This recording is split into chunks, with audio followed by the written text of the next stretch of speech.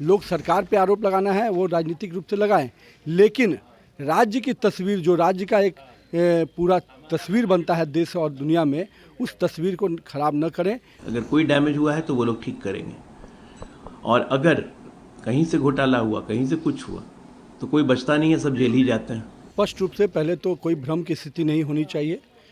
पूरी तरह से बिटुमस का जो लेयर होता है, अपर लेयर, उस पर जब ट्रैफिक का दबाव कभी कभी होता है तो जब एयर लेयर आता है तो कभी कोई प्रेशर से वो बाहर निकलता है। इससे ब्रिज के या डबल डेकर के किसी भी स्ट्रक्चर या सुपर स्ट्रक्चर पे कोई खतरा नहीं है। पूरी तरह से वो सुरक्षित है और दुरुस्त है।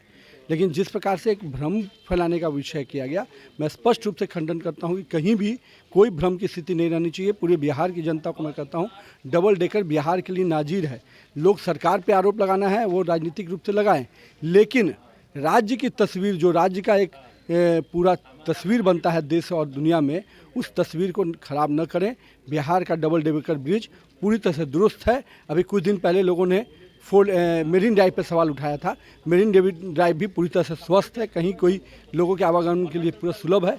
तो चुनाव आया है तो राजनीति कीजिए, लेकिन बिहार के छवि के साथ राजनीति मत कीजिए। एक बार से क्लियर कर देंगे विभाग द्वारा उसकी जांच कर नहीं, विभाग के साथ पूरे जो अपर लेयर उसको रेक्टिफिकेशन का विषय है।